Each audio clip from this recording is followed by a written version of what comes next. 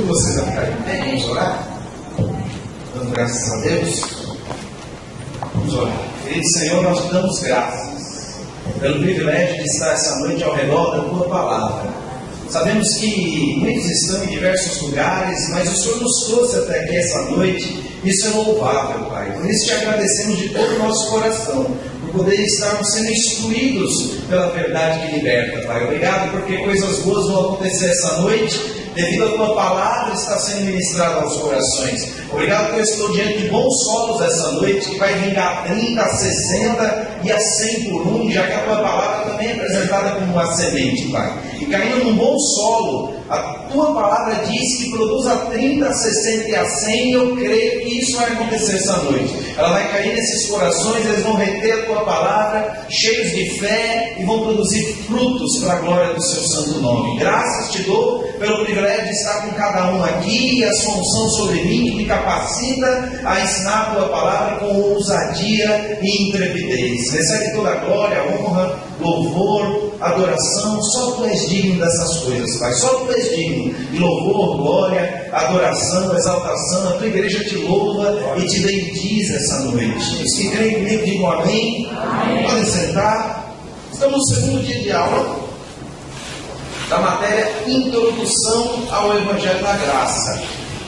Como o pastor Paulo já me apresentou, eu sou Marcos e fui convidado por ele para estar aqui com vocês nessa matéria. Também pastoreio a vida cristã do Conjunto Nova Natal, lá na Zona Norte, que é a igreja do pastor Luciano Martins, que já esteve com vocês aqui. O ministro Janderson também já esteve com vocês aqui. Bom, nós fazemos parte do mesmo ministério, que é o Ministério Internacional Vida Cristã. É sempre uma honra estar aqui com vocês, e principalmente para falar desse assunto, né, que é o Evangelho da Graça, que é um assunto que tem tomado conta das nossas vidas, tem alegrado o nosso coração, e que prazer é poder compartilhar essas verdades com o irmão e com a irmã essa noite, em nome de Jesus. Quero fazer um breve resumo acerca do que foi ensinado.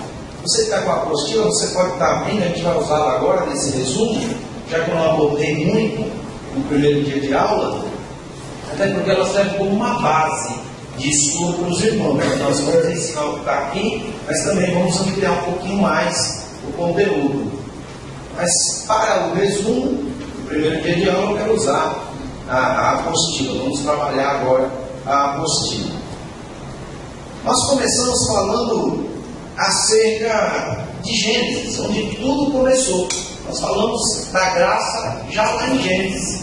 E vimos também algo bem interessante acerca da árvore do conhecimento do bem e do mal. Nós mostramos que ela é uma figura, uma representação da lei. E que Deus nunca quis que o homem participasse da árvore do conhecimento do bem e do mal, porque fazendo assim ele ficaria independente de Deus e dependente de si mesmo. E Deus não quer que ninguém no seu reino fique independente dele, independente de si mesmo, independente do seu próprio esforço. Então nós mostramos isso nas Escrituras.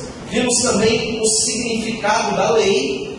Vimos que a lei é fria, ela é boa, justa, ela é santa, a lei de Deus, mas também ela não tem misericórdia. A lei de Deus não tem misericórdia, ela é o que é e ponto final. Ela não é pessoal, ela é impessoal, é para todos, serve para todos. E o propósito da lei não foi salvar o homem. Deus não enviou a lei de Moisés para salvar o homem. Esse não foi o propósito da lei de Deus. Deus não estabeleceu a lei para que o homem cumprisse e fosse salvo. Apesar de que se o homem conseguisse cumprir toda a lei, ele seria salvo. Mas ele não consegue cumprir por causa da integridade e da santidade da lei de Deus. Ela está muito distante do homem, então não existe a possibilidade de, cumprindo a lei, o homem ou a mulher, o ser humano, ser salvo. Não existe essa possibilidade. Aí você pergunta, por que a lei foi dada então? Ela foi dada para mostrar a necessidade de um Salvador. Ela apontava para Jesus. A lei de Moisés apontava para Jesus, mostrava a fraqueza e a dependência que o homem tinha de alguém. Por isso que Deus, ele, por meio de Jesus, nos salvou, não por meio da lei. Você não foi salvo porque você cumpriu a lei. Você foi salvo porque você creu em Jesus. Amém, igreja? E você se mantém salvo de que maneira? Crendo em Jesus, da mesma maneira. Não mudou o princípio. O mecanismo de Deus é o mesmo. Nós somos salvos pela graça e nos mantermos firmes pela graça de Deus. E até o fim será pela graça de Deus. Porque a salvação não é pelas obras.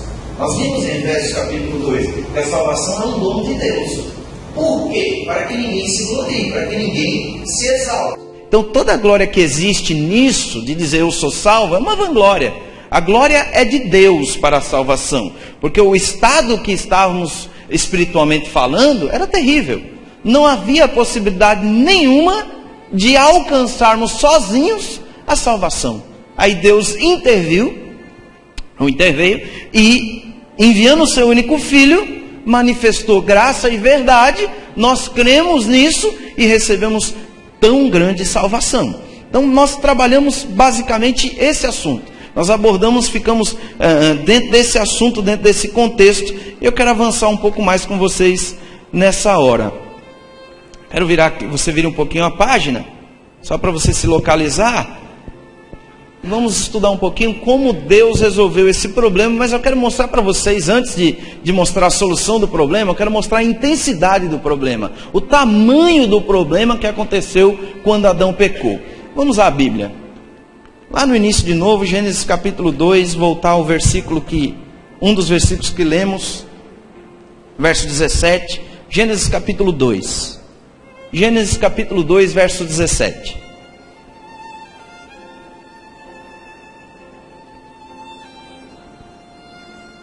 É um mandamento de Deus, onde há muita graça aqui, muito favor de Deus, porque ao invés de Deus proibir de comer todos os frutos e liberar apenas um, é o contrário que Deus faz. Ele disse que podia comer livremente de toda a árvore do jardim, todo o fruto da árvore do jardim podia comer livremente, no verso 16, mas ele dá uma ordem: da árvore do conhecimento do bem e do mal não comerás, porque no dia em que dela comeres, certamente morrerás. Aqui ele está falando sobre uma morte espiritual que consequentemente traria uma morte física. E nunca foi plano, projeto de Deus a morte espiritual, a separação de Deus. A morte espiritual é uma separação de Deus, é um rompimento de aliança, é um rompimento de vínculo. O homem se torna, por causa da morte espiritual, separado de Deus, independente de Deus. Ele vai viver pelo seu próprio esforço. Ele vai viver pelas suas próprias custas, vai viver do seu jeito. E a partir daqui, quando Deus estabelece essa ordem, e o homem acaba desobedecendo, no capítulo 3, quando a serpente mais sagaz que todos os animais selváticos que o Senhor Deus tinha feito, 3:1, eu estou lendo, disse à mulher: é assim que Deus disse? Não comereis de toda a árvore do jardim? Vimos aqui um problema doutrinário. Existe basicamente dois problemas doutrinários, sérios doutrinários. Um é que o diabo, ele deturpa a verdade, ele deturpa a doutrina de Deus, a verdade de Deus. Ele faz uma mistura, e assim que ele engana, porque ele deturpa a palavra. Se ele viesse com a mentira, sem nada de verdade, ninguém seria enganado. Se ele viesse para dizer: ó, eu vim fazer isso, meu propósito na terra é esse, eu estou aqui para isso, ninguém seria levado por ele. Mas como ele mistura, aqui ele está misturando a doutrina, ele está colocando fermento aqui, ele diz: é assim que Deus disse, não comereis de toda a árvore do jardim. Não foi isso que Deus disse. Deus disse que podia comer livremente de toda a árvore do jardim, exceto uma. Então você vê a deturpação da palavra. Isso é um problema doutrinário seríssimo. Continua. Respondeu a mulher: do fruto das árvores do jardim podemos comer, mas do fruto da árvore que está no meio do jardim, disse Deus, dele não comereis, nem tocareis. Esse é o outro problema doutrinário.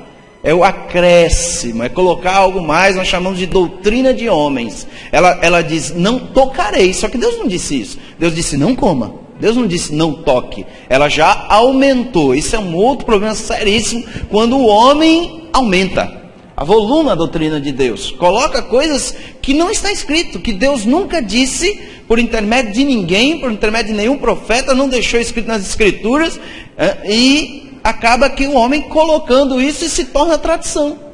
Simplesmente se torna uma tradição. Alguém lá atrás disse que era assim, não consultou as escrituras, não alinhou com a palavra de Deus.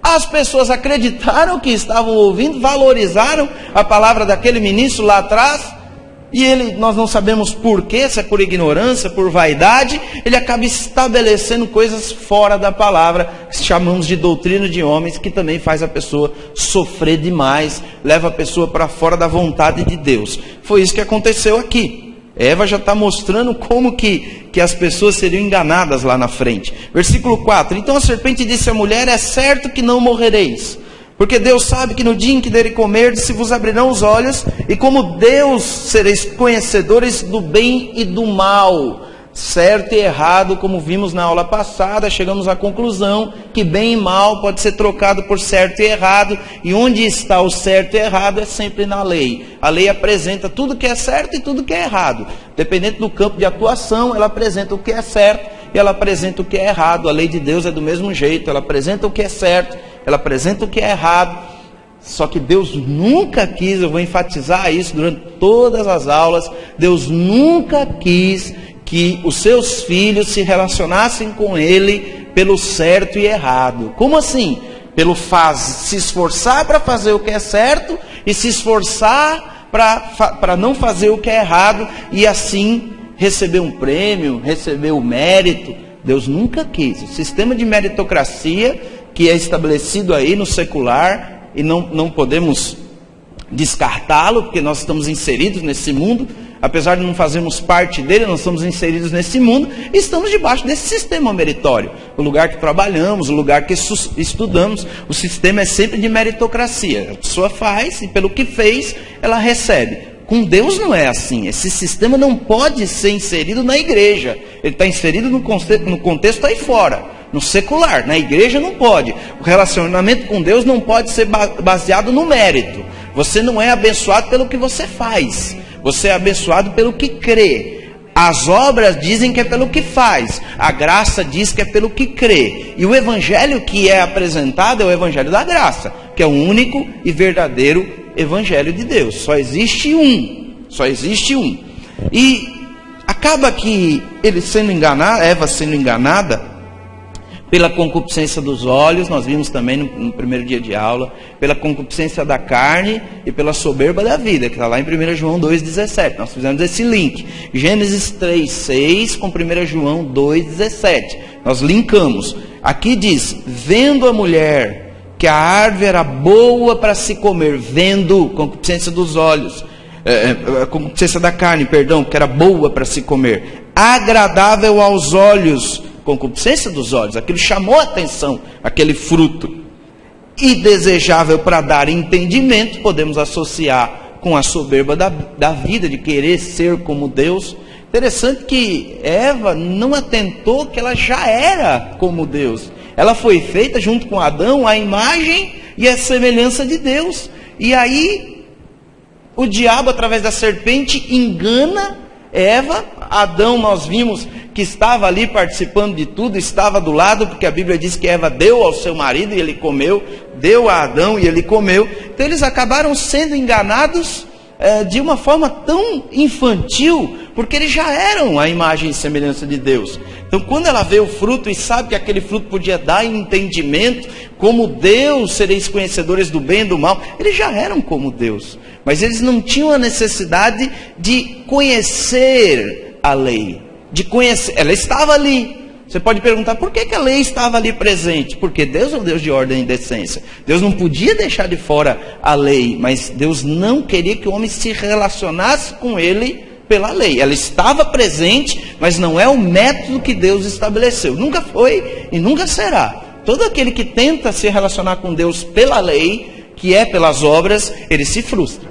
Porque nós vimos o jovem rico, por exemplo, que se aproximou de Jesus, lá em Lucas capítulo 18, e disse, o que eu tenho que fazer para herdar? Jesus disse, você tem que cumprir os mandamentos. Ele disse, isso eu faço desde a minha juventude. Jesus disse, pois lhe falta uma coisa. Na lei, nas obras, sempre vai faltar alguma coisa. O sentimento sempre vai ser esse. Quem vai, através das obras, através da lei, do esforço, se relacionar com Deus e receber as bênçãos do Senhor, ele vai ter um sentimento, eu sei porque eu vivenciei, vai ter um sentimento de frustração, de falta. Sempre ele vai ter que dar mais para Deus. Ele nunca vai estar satisfeito diante daquilo que ele está fazendo. Sempre tem que jejuar mais, sempre tem que orar mais, sempre tem que ler mais a Bíblia. Nunca é o suficiente o que ele está fazendo. Por quê? Porque por meio das obras, por meio da lei, sempre vai faltar alguma coisa. Já, mediante a graça, é totalmente diferente. Na graça nós somos supridos.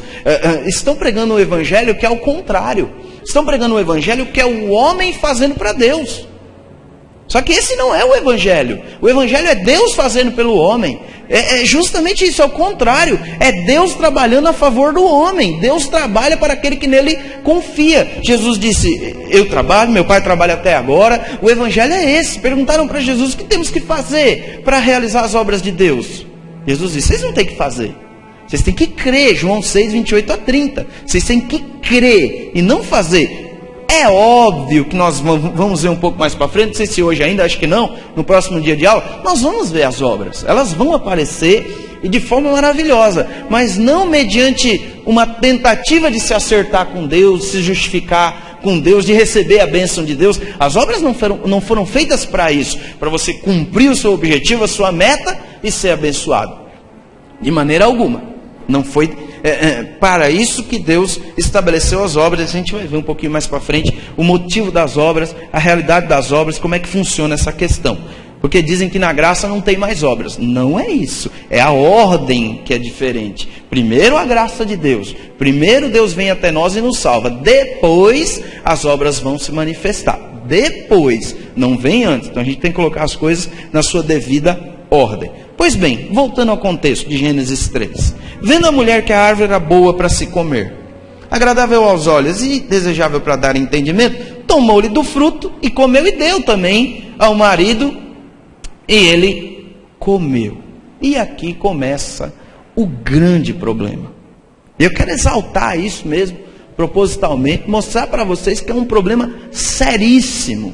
Essa desobediência de Adão, essa desobediência de Eva, trouxe para a humanidade inteira. Eu quero valorizar, eu quero mostrar para você que foi um problema seríssimo mesmo. A gente precisa enaltecer isso nessa hora, para que a graça depois possa se manifestar da forma correta. Então nós temos que ver a intensidade do erro de Adão e Eva. Foi terrível o que eles fizeram. As pessoas hoje, eu já vi alguns cristãos, ministros até, dizerem assim, porque o evangelho não é só perdão de pecados. Gente, se não enfatizar e valorizar o perdão de pecados, nada mais vai funcionar.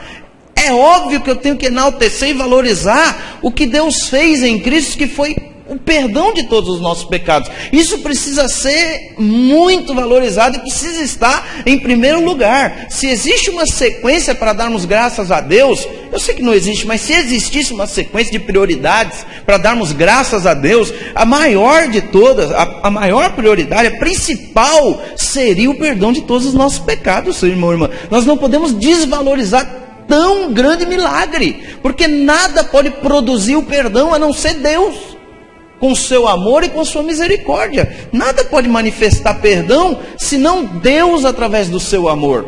Aí acaba que eles desobedecem, os olhos são abertos, aqueles olhos para o certo e errado, para o entendimento, querendo ser como Deus, percebe que estão nus, começam a achar já os erros. Essa nudez ela não é física, ela é espiritual, porque antes eles estavam nessa condição e não se condenavam por isso, mas no momento que comem do fruto já se condenam, porque eles estavam enxergando ali uma nudez espiritual. Aquela separação de Deus, a morte espiritual já vigora aqui, nesse primeiro momento, e eles tentam, através de obras, veja, no verso 7, através de obras, eles tentam cobrir essa nudez, porque as folhas de figueira é a justiça própria do homem.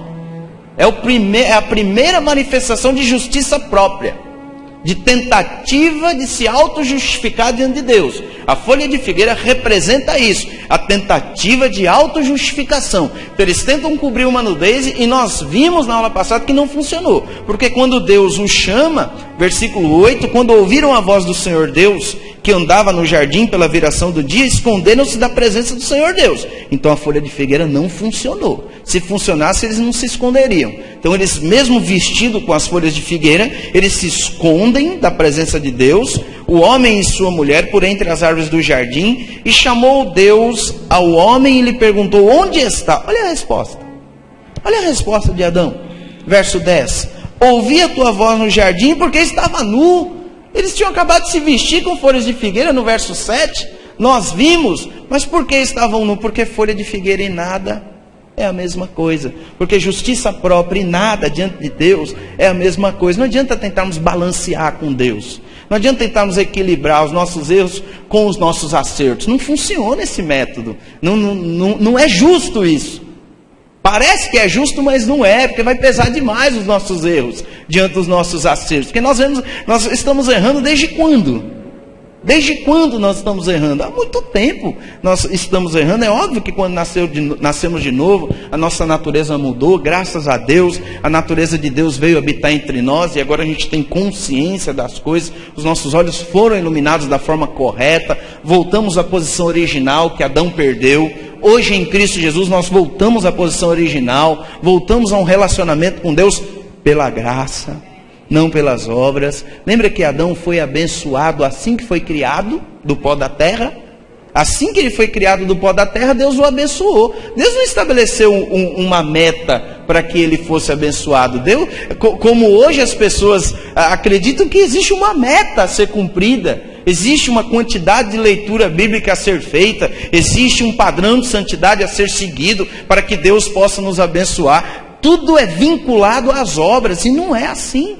É tudo pela fé. No reino de Deus, tudo é pela fé, nada se recebe pelas obras. É óbvio, eu sei, não posso descartar que existem os galardões, mas isso vem no final, ele não vem na frente, ele vem no final e está muito associado à fidelidade. Galardão está associado à fidelidade do cristão.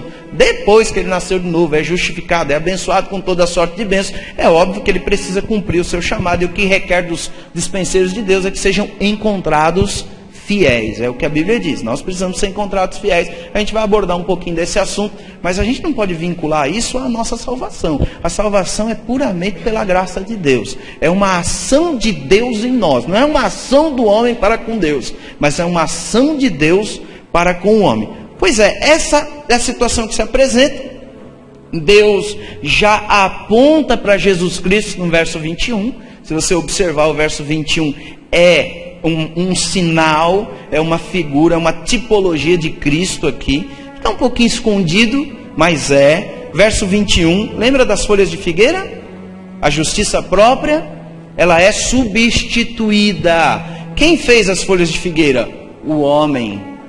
Então o que o homem faz é substituído pelo que Deus fez. Olha o verso 21. E o Senhor Deus fez túnicas de peles para Adão e sua mulher. Túnicas de peles, dá a entender o quê? Sacrifício de animal. Concorda comigo? Se tem túnica de pele, tem sacrifício de animal. Se tem sacrifício de animal, tem derramamento de sangue. Se tem derramamento de sangue, está apontando para a cruz de Cristo, a cruz do Calvário, para o Senhor Jesus Cristo. Então, aí começa, aqui começa, em Gênesis 3:21, começa o método da substituição.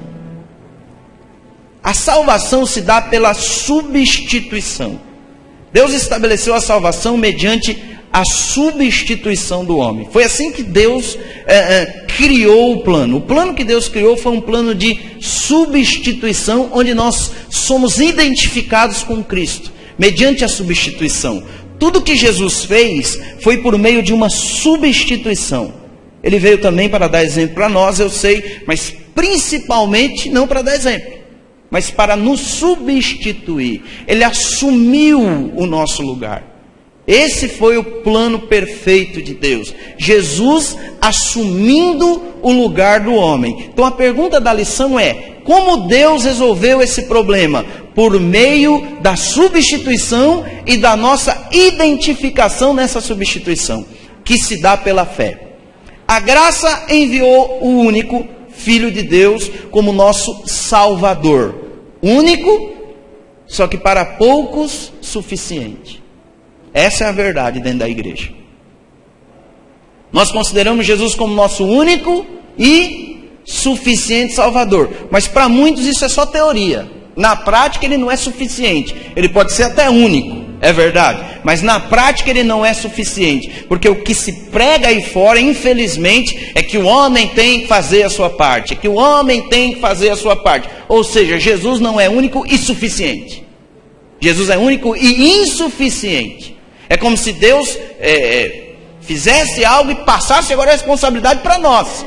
Mas Deus não passou a responsabilidade para nós. O nosso papel é crer. O nosso papel é crer. Se você quer fazer alguma coisa para se manter salvo, eu oriento você essa noite: creia.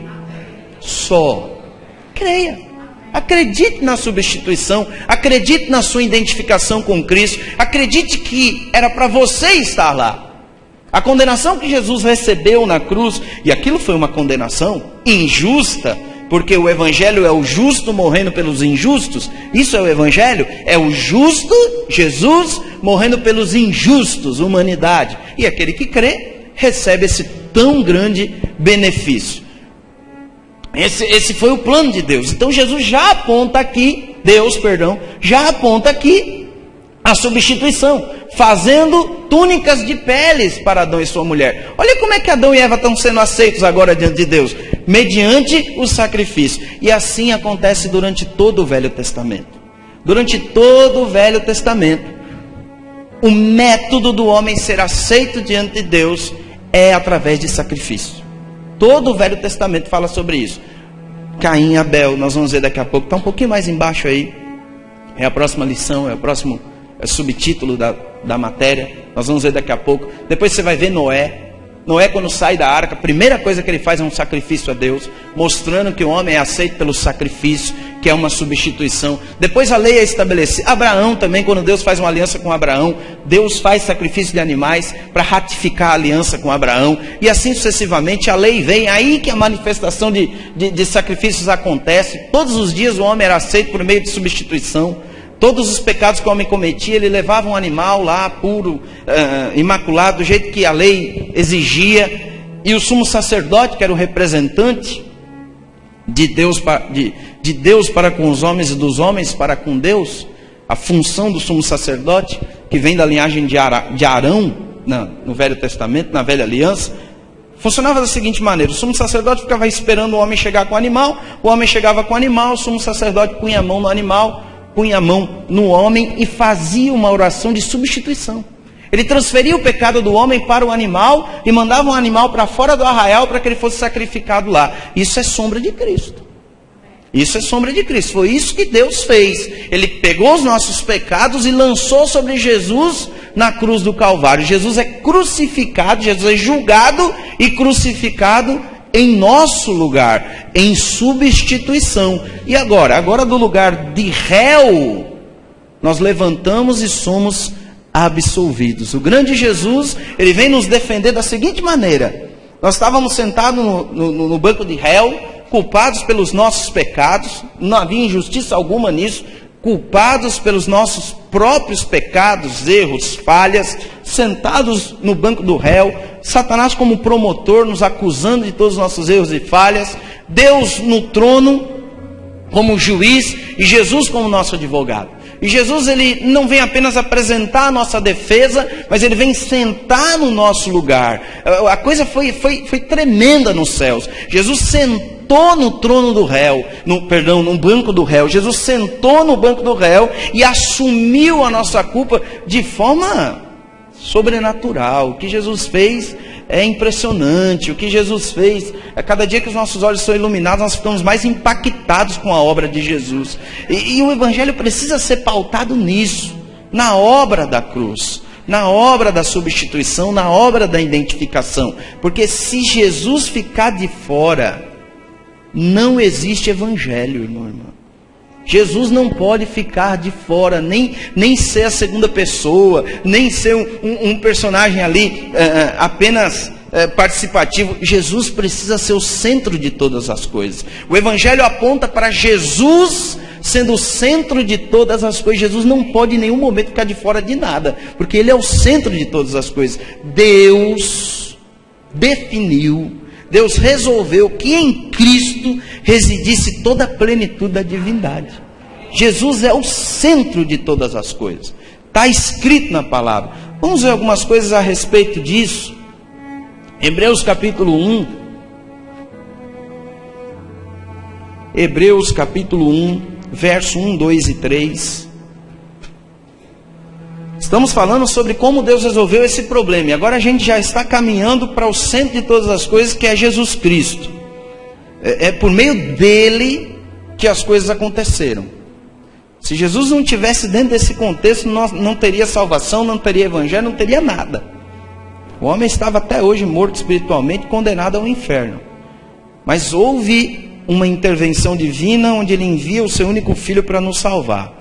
Olha o que diz Hebreus 1, verso 1, 2 e 3. Havendo Deus outrora, ou seja, no passado, falado muitas vezes e de muitas maneiras aos pais pelos profetas, nesses últimos dias, são os dias da nova aliança, a dispensação da graça, esse tempo, desde a cruz, desde de Jesus aqui andando nessa terra, até os últimos dias, que esse tempo é apresentado como os últimos dias, nos falou pelo Filho. Nesses últimos dias, Ele nos falou pelo Filho. Como eu vou deixar o Filho de fora se Deus agora só fala por intermédio do Filho?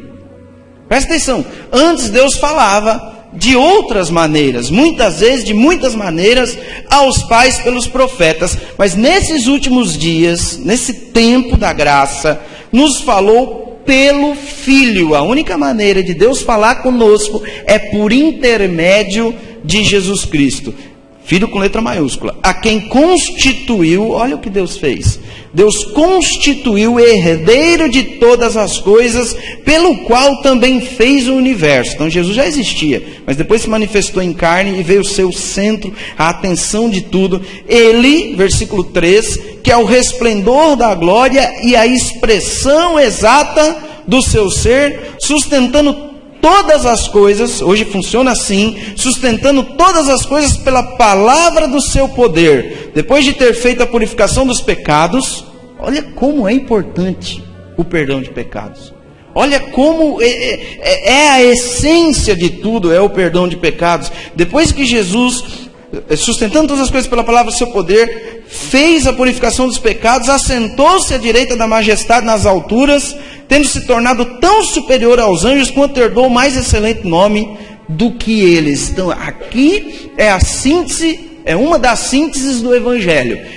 Deus revertendo tudo para Jesus, estabelecendo Jesus como herdeiro de todas as coisas, dizendo que só vai falar agora por intermédio do Filho. E a Bíblia diz que a fé vem pelo ouvir a palavra de Cristo. Se você for ver o original do texto, a revista atualizada diz da forma correta, de Cristo, a palavra de Cristo. O que gera fé em nosso coração é a palavra de Cristo. Por quê? Porque Deus estabeleceu assim. Deus constituiu Jesus como herdeiro de todas as coisas e hoje nos fala por intermédio do Filho. Então qual foi a forma? Como Deus resolveu esse problema? De forma sobrenatural, de forma impressionante, de forma que a nossa mente não consegue entender. É só a revelação no Espírito. Para entendermos a salvação, é só pelo Espírito. Na mente nós não conseguimos compreender, porque o que Deus fez é de fato impressionante. O que Deus fez é de fato impressionante. Ninguém nunca vai chegar perto do que Deus fez para nós, do que Deus fez a nosso favor. Ninguém nunca vai chegar nem perto do que Deus fez através de Jesus Cristo. Eu quero mostrar para você a condição do homem depois da queda. Depois lá de Gênesis 3, como que o homem ficou? Qual foi o estado dele? E Paulo consegue relatar de forma muito feliz em Romanos 3. Na realidade, os 3 capítulos de Romanos, que nós podemos chamar de introdução à graça de Deus, porque depois do capítulo 3, verso 21, Paulo vai trazer a graça de Deus com muita força, com muita intensidade. Mas antes, ele está preparando o caminho. Então é como se fosse uma introdução aqui. Então no capítulo 1, ele vai condenar os gentios. Vai dizer que não adianta, que a natureza prova a existência de Deus e que o homem negou a Deus. No capítulo 1. No capítulo 2, ele vai pegar todos os judeus que se achavam acima dos gentios, porque tinham a lei de Moisés, se achavam superiores, eram arrogantes. Paulo pega os gentios de um jeito no capítulo 2, impressionante. No capítulo 3, ele vai falar dos dois, tanto dos gentios quanto dos judeus. Porque se nós formos analisar, o povo é dividido assim, espiritualmente falando. Tem 3 povos, se você for analisar. Tem os judeus, que é o povo de Deus no Velho Testamento. Tem os gentios, que é o povo que não era o povo de Deus no Velho Testamento. E depois, a igreja, que é a conversão dos judeus e gentios. Então, classificamos em 3 povos. Aqui ele vai falar dos dois, porque ele ainda não apresentou a cruz. Ele vai apresentar depois. Então, ele não apresenta ainda a igreja. Ele vai mostrar o estado do povo por causa da desobediência de Adão, por causa da queda de Adão e Eva. Ele vai mostrar em que estado o povo se encontra. Eu quero começar a partir do 9 e ler com vocês do 9 até o verso 18. Romanos 3, 9 a 18. Veja que impressionante. Que se conclui, é a conclusão dele agora. Ele fala no Romanos 1 para os gentios, Romanos 2 para os judeus, e agora ele vai fazer uma conclusão. Que se conclui? Temos nós, lembrando que Paulo era judeu, temos nós qualquer vantagem? Não, de forma nenhuma, pois já temos demonstrado que todos, gentios, judeus, quem tem lei, quem não tem a lei de Moisés, que todos, tanto judeus como gregos ou gentios, é a mesma coisa, estão debaixo do pecado. Olha a condição, olha como o problema era muito sério. Paulo está dizendo, ei, todos estão debaixo do pecado. Como está escrito, ele vai usar alguns textos lá do Velho Testamento. Como está escrito, não há justo, nenhum sequer. Não há quem entenda, não há quem busque a Deus. Olha a condição, não há quem entenda e não há quem busque a Deus. Todos se extraviaram. A uma se fizeram inúteis. Não há quem faça o bem, não há nenhum sequer. A garganta deles é sepulcro aberto, com a língua urdem engano, veneno de víbora está nos seus lábios. A boca eles a têm cheia de maldição e de amargura, são os seus pés velozes para derramar sangue, nos seus caminhos há destruição e miséria, desconheceram o caminho da paz, não há temor diante de Deus diante de seus olhos. Olha a condição. Olha como a situação estava drástica, estava terrível, não havia solução. Se nós pararmos aqui, se a carta do apóstolo Paulo se encerra aqui, se ele despede as pessoas aqui na carta e ponto final, o desespero estaria muito grande lá em Roma. Para aqueles que estavam lendo essa carta. O desespero estaria tomando conta de todos, do coração de todos, da alma de todos. Havia um desespero total, porque Paulo mostra pela escritura, pela lei, pelo Velho Testamento, que ninguém tem chance de ser salvo, que todos estão condenados, todos estão destituídos da glória de Deus, ninguém merece nada, e essa é a situação. Continua um pouquinho, verso 19. Ora, sabemos que tudo que a lei diz, aos que vivem na lei, para que ninguém se orgulhasse da lei, mas e nós? E nós que temos a lei de Moisés? Os judeus podiam estar também lendo essa carta num momento e dizer, e nós que temos a lei? Paulo já vai resolver essa questão também. Ora, sabemos que tudo que a lei diz, aos que vivem na lei o diz, não para salvá-los, para que se cale toda a boca. Aí os nossos irmãos amados querem ainda viver pela lei. Olha a função da lei. A lei foi dada para quê, gente? Para que se cale toda a boca e todo mundo fique sujeito ao juízo de Deus. Na versão aqui, revista atualizada, diz, todo seja culpável perante Deus. Como é que eu vou viver com Deus pela lei, se a lei providencia isso para mim? A lei não vai me absolver. A lei de Moisés não vai me salvar. A lei de Moisés vai pelo contrário, vai dizer, ó, você está sujeito ao juízo de Deus, você é culpado pelos seus erros e falhas. Você agora merece a punição pelo seu erro. E qual é a consequência do pecado? É a morte, gente. É terrível. É a separação eterna de Deus. Jesus disse, ó, quem crê está justificado. Quem não crê já está condenado. Que condenação é essa? É a separação eterna de Deus. Então não é pela lei, porque a lei providencia isso. A lei mostra que nós somos culpados, aí sim. Olha o papel dela. Eu sou culpado, e agora o que eu faço? Me ajuda, Deus. Apresenta-se o Salvador, que é Jesus Cristo. Entenda, a lei vem mostrar o Salvador. Paulo diz que a lei serviu de aio para conduzir a Cristo. Então ela mostrou a necessidade de um Salvador. Está aqui, ó. Aí eles podiam até dizer, mas eu tenho a lei de Moisés. Não tem mais, porque a lei de Moisés os condena. Verso 20. Visto que ninguém, absolutamente ninguém, será justificado diante dele por obras da lei. Ninguém, igreja, ninguém, turma abençoada, é justificado diante de Deus por obras da lei. Pelo contrário, porque pela lei vem o quê? O pleno conhecimento do pecado. É a lei que mostra o que é certo e o que é errado. É a lei que mostra para o homem, tá vendo como você está errado? Olha aqui. Está vendo como você está longe da minha santidade? Está vendo como você está distante de mim? A lei produz distanciamento de Deus. A lei não produz proximidade. O que produz proximidade, a gente vai ver mais para frente, é a graça de Deus. A graça e a verdade que vieram por meio de Jesus Cristo. Porque pela lei vem o pleno conhecimento do pecado. Aí nós fazemos a pergunta, e agora?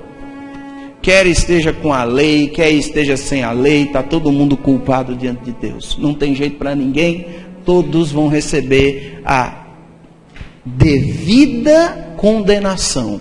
Não há injustiça nenhuma da parte de Deus se Ele resolvesse salvar só um nessa terra. Não havia injustiça nenhuma da parte de Deus. As pessoas dizem, ou Deus salva todos, ou Deus não salva ninguém. Eu não acredito nisso. Eu acredito que se eu fizer a boa coisa, se eu fizer tudo certinho, eu não preciso de uma igreja, eu não preciso congregar, eu vou ser salvo também, porque Deus não é injusto. Se Deus não quiser salvar ninguém, Ele não seria injusto. Se Deus salvasse 1, 10, 20, 100, Ele não seria injusto. Só que Ele resolveu salvar aqueles que creem. Está aí o Evangelho. O Evangelho está exposto. Jesus Cristo está sendo revelado nos 4 cantos da terra. Aquele que crê vai ser salvo. Quem não crê, condenado. E quem não crê, vai poder depois dizer, Deus, você é injusto? De maneira alguma, porque Deus não tem a obrigação de salvar o homem. Deus não tem a obrigação de salvar o homem. Deus criou o homem para o bem, o homem se perdeu e Deus não tinha a obrigação de resgatá-lo. Só resgatou porque o ama. Esse é o motivo de Deus ter nos salvado, porque Ele nos ama. Não porque merecemos, mas porque Ele nos ama. Porque se fosse contabilizar as nossas obras, misericórdia não sobrava um. Mas Deus, devido ao seu grande amor com que nos amou, estando nós mortos em nossos delitos e pecados, nessa condição de Romanos 3, todos nós nos encaixamos, não adianta fugirmos. Se você ler atentamente, você vai ver que aqueles que ainda não receberam Jesus se enquadram dentro desse perfil. Eu pelo menos me enquadrava dentro desse perfil aqui, não todos, mas em um deles, 2, 3, 4 eu me enquadrava. Eu acredito que você também. Não adianta fugirmos disso. Todos fora de Cristo e são culpados e estão condenados. Todos fora de Jesus. Irmão e irmã, não existe uma boa obra que fazemos que vai nos justificar diante de Deus. Não adianta, que essas obras não vão. As pessoas acreditam que sim, mas não vão nos salvar. Eu vou repetir, são como as folhas de figueira. Na hora do vamos ver, na hora de se apresentar diante de Deus, não tem folha de figueira nenhuma, não tem justiça própria que sustente. Só a salvação que se dá pela graça de Deus. A fé no nosso Senhor Jesus Cristo, e é o que o apóstolo Paulo agora vai apresentar. A pergunta da lição é: como Deus resolveu esse problema? Romanos 3:21. A forma de Deus resolver o problema foi esse. Mas agora, diga glória a Deus. Glória a Deus pelo agora. Agora quando? Agora, nesse tempo, o tempo da nova aliança. Sem lei. E nós temos que distinguir bem as duas alianças, o Velho Testamento, o Novo Testamento. Aquele tempo de meritocracia, de obras, de esforço se encerrou. Porque agora, sem lei, sem o Velho Testamento, não é pelo Velho Testamento que nós vamos ser salvos, não é guardando os mandamentos de Deus que nós vamos ser salvos. Até porque se nós amarmos amarmos como Deus nos amou, com o amor que foi derramado no nosso coração. O apóstolo diz que nós iremos cumprir todos os mandamentos de Deus. É só amar com o amor que foi derramado no seu coração, irmão, irmã. Você não precisa fazer esforço, o amor de Deus foi derramado. Se verdadeiramente você nasceu de novo, você tem o amor de Deus derramado no seu coração. E o apóstolo Paulo diz que isso é a forma de cumprir toda a lei. Porque quem tem esse amor não vai roubar, não vai matar, não vai fazer nada de errado. Ele é uma nova criatura. O amor de Deus vigora no coração dele. Mas como esse amor veio? Sem lei. Se manifestou a justiça de Deus, que foi apenas testemunhada pela lei. A lei foi testemunha. Lembra que a lei apontava para Jesus, mostrava a necessidade de um Salvador? Está aqui, ó, é o que Paulo está dizendo. Testemunha. A lei serviu de testemunha, ela testemunhou a justiça de Deus e também os profetas. A junção de leis e profetas dá o Velho Testamento, é o Velho Testamento. Então o Velho Testamento testemunhou, não salvou. Ele mostrou, ele apontou, ele disse: vai chegar um dia que haverá uma grande salvação. E interessante que isso foi motivo dos profetas do Velho Testamento, dos homens de Deus do Velho Testamento se reunirem diligentemente para saber que tempo seria esse. Vai lá em 1 de Pedro capítulo 1, a gente vai dar uma saidinha aqui. 1 de Pedro capítulo 1, a partir do verso 6. Eu não sei se esse contexto eu falei com vocês na aula passada. Não falei. 1 de Pedro 1, 6, a gente vai ler até o verso 13. 6 ao 13.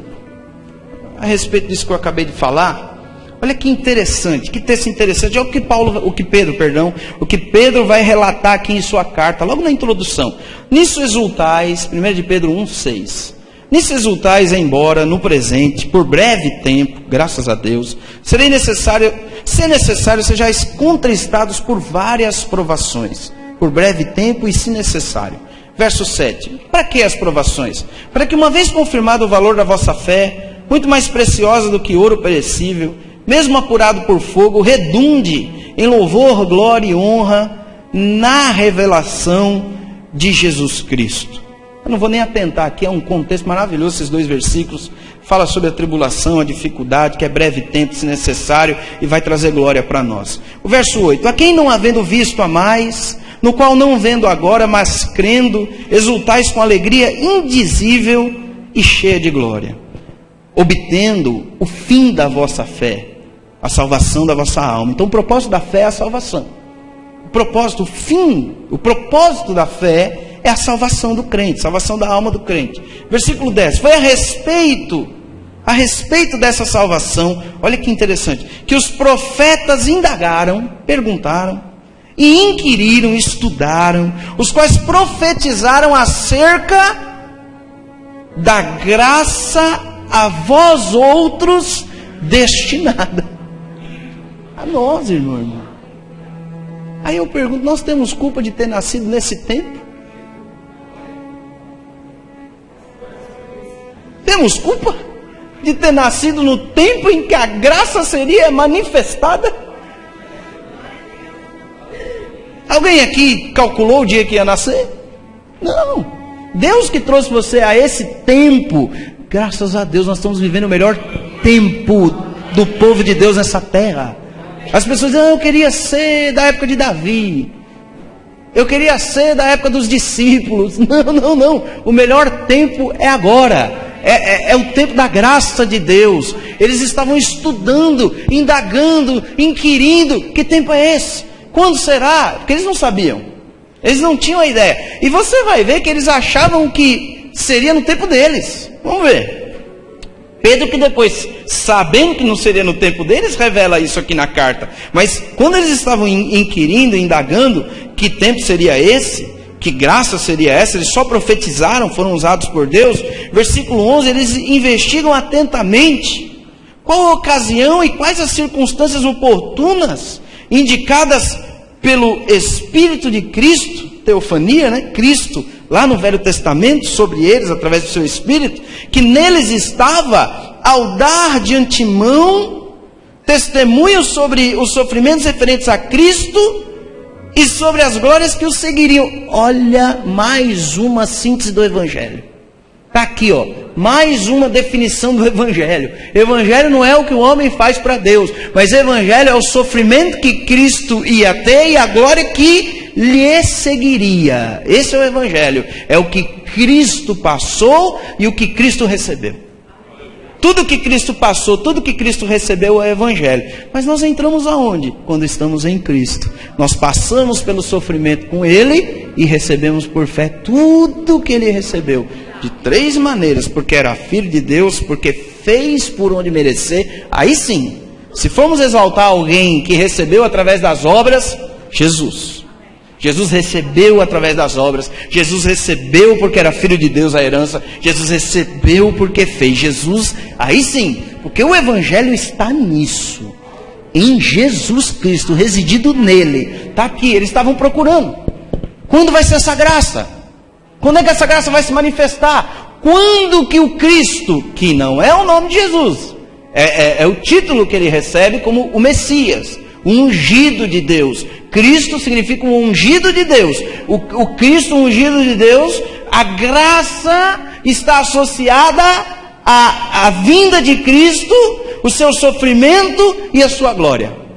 Por quê? Porque a graça da salvação, da bênção, é uma obra de substituição.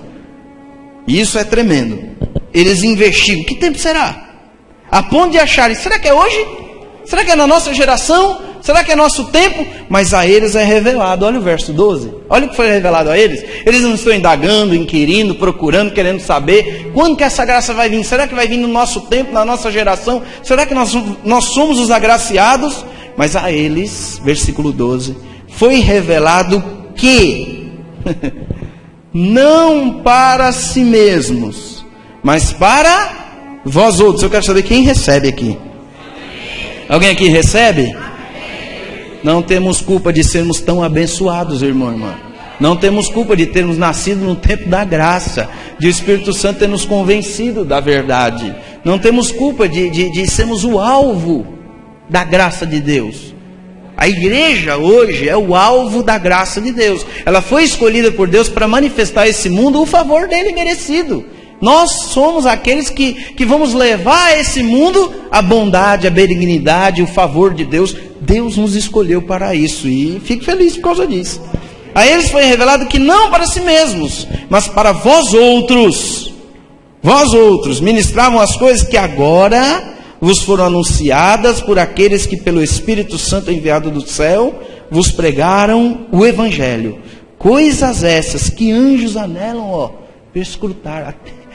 Até anjo deseja esse Evangelho maravilhoso, mas que não foi para anjo. Foi para mim, foi para você. Pastor, é tão bom assim? É. Pastor, parece o mundo fantástico de Bob. Pode ser. Você quer definir assim, a graça defina. Eu não ligo não. Tem gente que define, é porque eu estou repetindo algumas palavras de alguns ministros que perseguem a graça.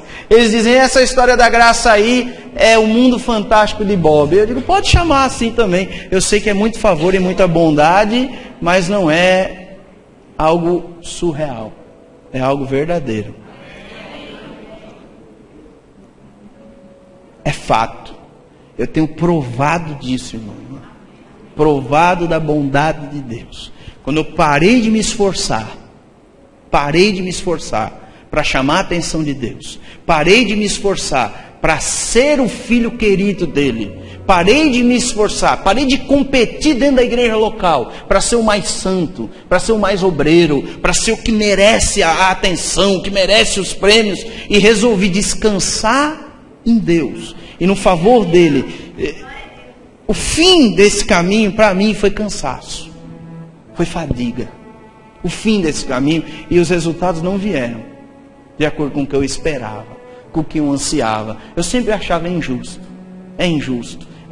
até que os olhos foram iluminados. E se Deus não abrir os olhos, irmão e irmã, não adianta. Deus tem que agir. E Deus tem que abrir os olhos do entendimento. Graças a Deus por esse curso, graças a Deus por tudo isso que está acontecendo, porque eu sei que Deus está abrindo os olhos do entendimento. Eu sei que Deus está abrindo. E Deus abrindo os olhos do entendimento, a gente chega a uma conclusão de que não adianta nada. Se esforçar, se dedicar, se empenhar, tentar chamar a atenção de Deus. Nós não precisamos de nada disso. Nós somos o que somos pela graça de Deus. E sabe o que você é? Você é o filho amado de Deus em quem Deus tem todo o prazer. Não, pastor, sou não. Você não sabe das minhas obras, você não conhece minha vida. Eu sou o filho amado de Deus, você é. Em que Deus tem todo o prazer, você é. Sabe por quê? Por causa de um detalhe nas Escrituras. Está lá em 1 de João, capítulo 4. 1 de João, capítulo 4.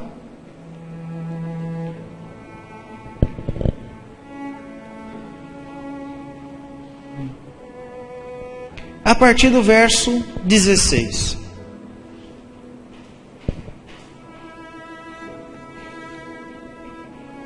E nós conhecemos e cremos, isso é fato, precisa conhecer e crer. E nós conhecemos e cremos no quê? No amor que Deus tem por nós. Precisamos conhecer e crer no amor que Deus tem por nós. Porque Deus é amor e aquele que permanece no amor, permanece em Deus e Deus nele.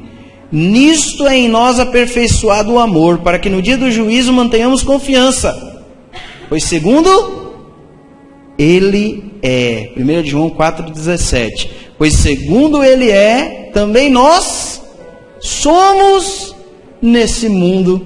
Então Jesus é o quê? É o amado Filho de Deus em que Deus tem todo o prazer. Se você é como Ele, você é o quê? O amado Filho de Deus que Deus tem todo o prazer. Você é o amado Filho de Deus que Deus tem todo o prazer.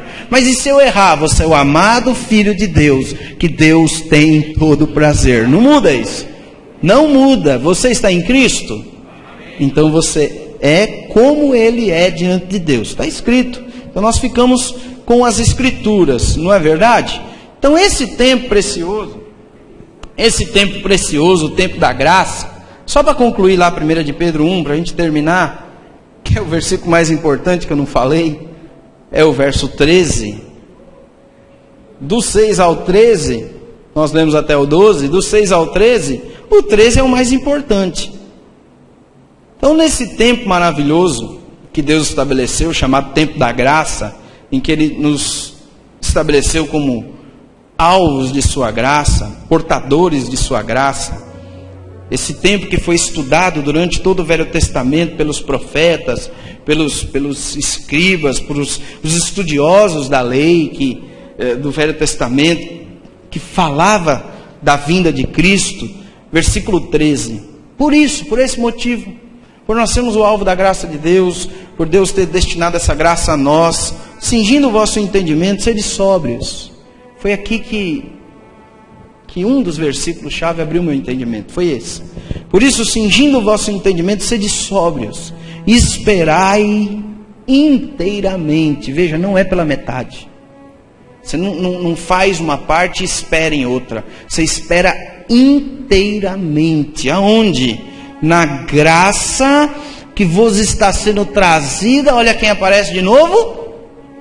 Na revelação de quem? De Jesus Cristo. Olha que coisa linda. 1 Romanos 10,17 diz que fé vem pelo ouvir a palavra de Cristo. Amém? Agora está dizendo que graça vem pela revelação de Jesus Cristo. Então, graça, que é Deus agindo, e fé, que é o homem recebendo, vem por um caminho só. Jesus Cristo. Então, quando Cristo é revelado, quando Cristo é pregado, quando Cristo é ensinado, pronto. O que vem? Fé e graça. Ou melhor, graça e fé. Primeiro vem a graça, para depois vir a fé, para a gente receber a graça por fé. Então nós não precisamos de outras coisas. Nós precisamos da revelação de um homem só extraordinário, acima da média, o Todo-Poderoso, Jesus Cristo. Quando Jesus é revelado a você, irmão ou irmã, graça vem e fé que aciona a graça de Deus se manifesta no seu coração. Não precisamos de outra coisa, a não ser do entendimento correto do nosso Senhor Jesus Cristo. E agora volta para Romanos 3, onde estávamos. Vamos continuar estudando como Deus resolveu esse problema. Romanos capítulo 3, eu vou ler de novo a partir do verso 21.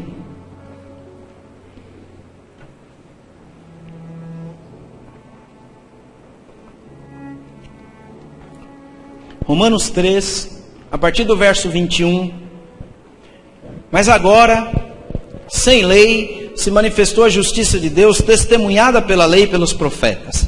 Justiça de Deus, mediante a fé em Jesus Cristo. A justiça de Deus se dá pela fé em Jesus Cristo. A fé é o mediador, é a mediação entre a graça de Deus e o homem. Em Jesus Cristo, veja, em Jesus Cristo, para todos e sobre todos os que creem, porque não há distinção. 23, fato, porque todos pecaram e carecem da glória de Deus. Só que não podemos parar, existe uma vírgula. Vários pregadores gostam de usar só o verso 23, porque todos pecaram e carecem da glória de Deus. E o homem começa a chorar, a sofrer, dizer, é verdade, que será de mim? Mas aí continua, há uma vírgula aí, dizendo no verso 24, sendo justificados, de que maneira, turma? Gratuitamente, por sua graça, mediante a redenção que há onde? Em quem? Em Cristo Jesus. Há uma redenção disponível. O que é redenção? Libertação. O que é redenção? É ser comprado no mercado de escravos e ser colocado livre. Há uma redenção em Cristo Jesus. Nós éramos escravos do pecado. Éramos escravos do pecado. Achávamos que fazíamos o que queríamos. Que mentira! Quantas vezes nós quisemos ser livres e não conseguimos? Essa história de que no mundo é bom porque eu faço o que eu quero. Você aí de fora, você não, você é um filho de Deus amado. Mas você de fora, eu quando eu era ímpio, separado de Deus, não cria, eu não fazia o que eu queria.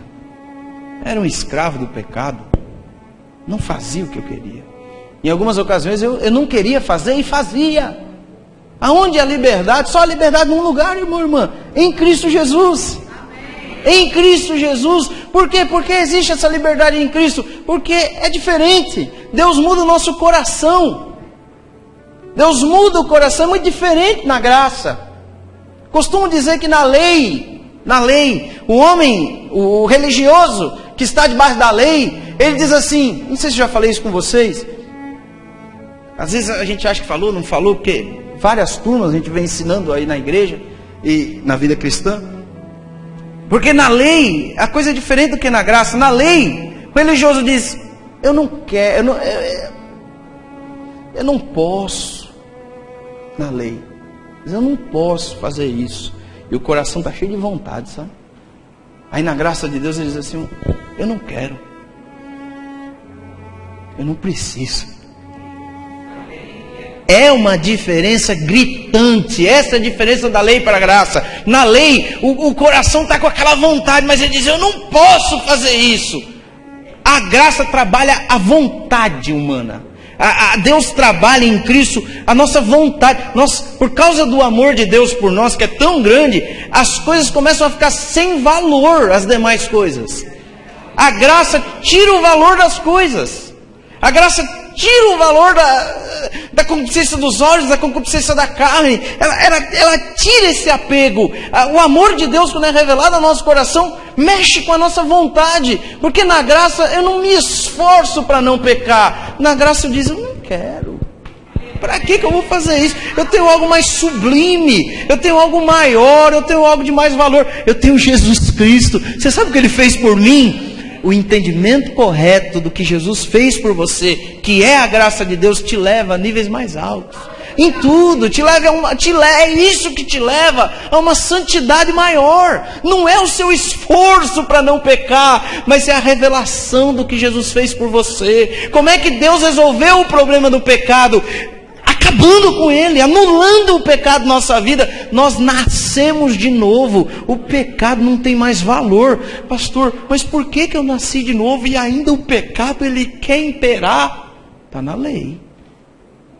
está na lei. Porque o que avulta o pecado é a lei, não é a graça.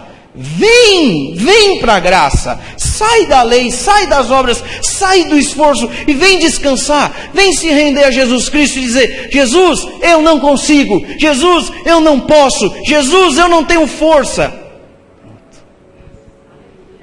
Paulo disse: Senhor, afaste de mim esse espinho. Por 3 vezes ele orou. Jesus disse: a minha graça te basta, Paulo. A minha graça te basta. Não tira o espinho. Porque o problema não é espinho, mas é o entendimento da graça. O problema não é o que te persegue. O problema não é o pecado que tenazmente te assedia. O problema é para quem você está olhando.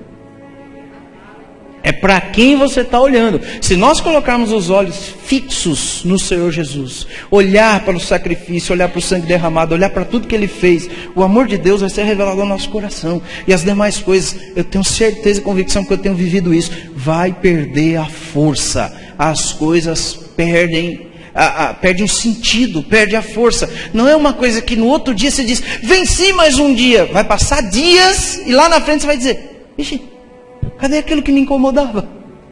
Cadê aquilo? Veja bem, Paulo disse: Pai, afaste de mim isso. Por 3 vezes ele pediu ao Senhor. E o entendimento que nós temos, eu não sei qual é o entendimento daqui da igreja, mas o entendimento que nós temos, alguns fizeram rema, e acho que vai ser esse entendimento, que o espinho na carne é perseguição. Amém? Pronto, beleza. O espinho na carne é perseguição. Não era uma enfermidade nos olhos, como alguns acreditam, como algumas bíblias de estudo dizem. Nós acreditamos que era aquela caravana de judeus que iam onde Paulo ia. Paulo ia pregar o evangelho, depois de alguns dias chegava uma caravana de judeus para desfazer o que Paulo pregava. Isso incomodava muito o apóstolo Paulo, a ponto de ele pedir a Deus para tirar. Tire de mim. Deus disse: não tiro. Deus, Jesus, é uma coisa só. Jesus disse: não tiro. Não tiro, vai ficar. Paulo, a minha graça te basta. Entenda a graça e vai ser resolvido. Amém? Olha como termina Atos 28. Não sei se você já percebeu. Já teve essa aula, não sabia. Vamos ver de novo então. Tem problema para vocês? Atos 28, 30. Qual foi o pedido de Paulo? Vamos lá, turma, qual foi o pedido de Paulo a Deus lá em 2 Coríntios 12? Tirar o espinho. Jesus disse: minha graça. Olha como termina Atos 28, verso 30 e 31. Por 2 anos, permaneceu Paulo na sua própria casa, que é lugar onde recebia todos os que o procuravam, pregando o reino de Deus e com toda a intrepidez. E agora? Cadê o espinho? Sem impedimento algum. Sem impedimento algum. Olha aí. O que tirou o espinho? A graça. Não foi o esforço dele, não foi a luta dele, não foi a batalha dele, não foi a oração dele. Não, porque a oração dele, a resposta não foi aquilo que ele queria ouvir. Ele disse: tira de mim, Senhor. O Senhor disse: não. Minha graça te basta. Você vai aprender a lidar com isso. A graça nos ensina a lidar com as dificuldades da vida e superá-las. 2 anos pregando o evangelho sem impedimento algum. Onde está a perseguição? Acabou. Por quê? Porque o entendimento da graça chegou na vida dele. Quando a revelação da graça chega, irmão, irmã, acabou. Aquilo que te perseguia, que te impedia, que te atrapalhava, você está olhando para o autor e consumador da sua fé. Você está olhando para Ele, você está com os olhos fixos em Jesus. É assim. Vamos para o intervalo? 9h10 a gente volta.